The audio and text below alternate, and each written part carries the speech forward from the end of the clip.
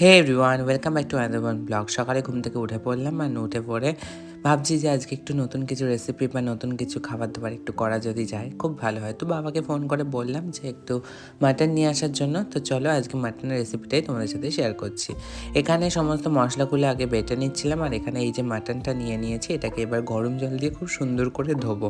আর সেটা অনেকবার করেই ফ্রেশ করে ধোয়া হয়ে যাওয়ার পর আমি প্রেশারের মধ্যে এই মাটনটা আর একটু আদা বাটা আর হলুদ দিয়ে এবার মিনিমাম 8টা মতন সিটি দিয়ে নেবো। এদিকে আলুগুলোকে না সুন্দর করে ভেজে নেবো। মাটনে আলু আমার মাস্ট লাগবেই। আর মাটনটা খুবই কম হয় আমাদের বাড়িতে, খুবই কম, মানে প্রায় ধরো 2-3 মাস পর পর হয়। চিকেনটা তো রেগুলারই হয়, উইকে প্রচুর বারই হয়, বা প্রত্যেক উইকেই হয় আমাদের চিকেন। তো এটাই। আর এরপরে একটু নুন হলুদ দিয়ে আলুগুলোকে সুন্দর করে ফ্রাই করে তুলে ফেললাম। আর এখানে একটু কড়াইতে তেল গরম করে চিনি দিলাম, আর নর্মাল রেগুলার যে মশলা দিই। আর এখানে শুধু আমি দারচিনি দিয়েছি, আর নো এলাচ, নো লং। তো এইগুলো দিয়ে আর হচ্ছে তেজপাতা, জিরে আর শুকনো লঙ্কা দিয়ে ফোড়নটা কমপ্লিট করে নেওয়ার পর এবার দিয়ে দিচ্ছি আদা বাটা।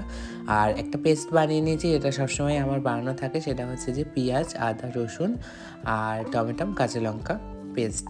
তো সেই পেস্টটা চলো এবার আমি একে একে দিয়ে দেবো। এই পেস্টটার পরিমাণটা আমার একদম মাপা ছিল, তো সেই জন্য আমি পেস্টটা পুরোটাই দিয়ে দিলাম। এখানে আজকে আমাদের মাংসটা আছে প্রায় 1 কেজি, ওই 950 মতন।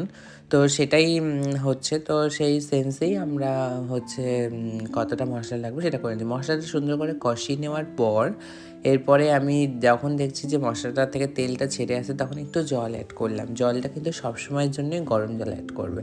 এরপরে রেগুলার মশলা নুন, হলুদ, জিরে গুঁড়ো, ধনিয়া গুঁড়ো আর হচ্ছে একটু লঙ্কার গুঁড়ো, ব্যাস এটাই, আর কিছু না। এগুলো দিয়ে সুন্দর করে মশলাটাকে কষাতে থাকবো যতক্ষণ না কালারটা চেঞ্জ না হয়। আর কালারটা সুন্দর করে চেঞ্জ হয়ে আসার পর এর মধ্যে আমি অ্যাড করব কিছু ক্যাপসিকাম আর দই।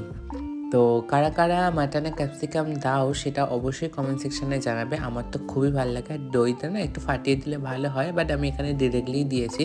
তো চলো এখন এইভাবে পুরো মশলাটাকে সুন্দর করে আগে প্রিপেয়ার করে নিতে হবে। ওদিকে প্রেশার খুলে একবার চেক করে নিয়েছি, বাট তাও আমি আরও 4-5টা মতন সিটি দিলাম। ওভারঅল 13টা মতন সিটি দিয়েছি। সিটিতেই মোটামুটি হয়ে গেছে। এবার মাংসটা যতটা কষাবো ততটা সুন্দর হয়ে যাবে। এখানে মাটনগুলো আমি ছেঁকে ছেঁকে তুলে নিলাম, আর মাটনের যে জলটা সেটা হচ্ছে রেখে দিলাম, কারণ ওই জলটা দিয়ে আমি রান্নাটা করব। তো এইভাবে ভালো করে আগে মাটনটাকে কষাতে থাকবো বেশ কয়েক সময় ধরে।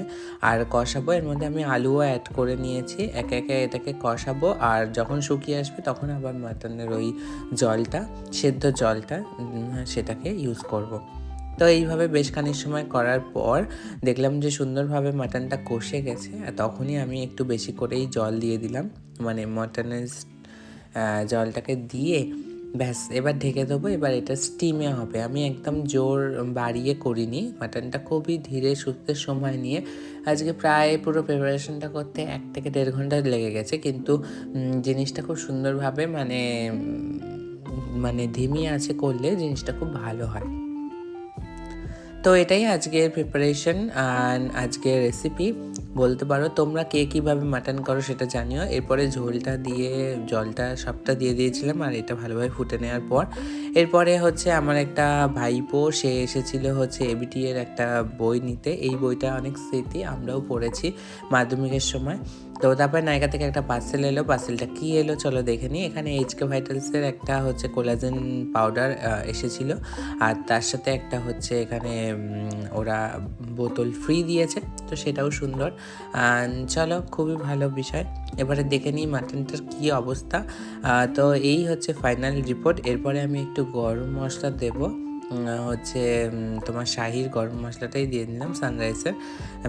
এই গরম মশলা দেওয়ার পর ফাইনালি হচ্ছে আজকে মাটন রেডি। তো চলো খাওয়া যাক। তো আজকের মতন এই অবধি ব্লগটা। ভালো লাগলে অতি অবশ্যই শেয়ার, কমেন্ট অ্যান্ড সাবস্ক্রাইব করবে। তো টাটা।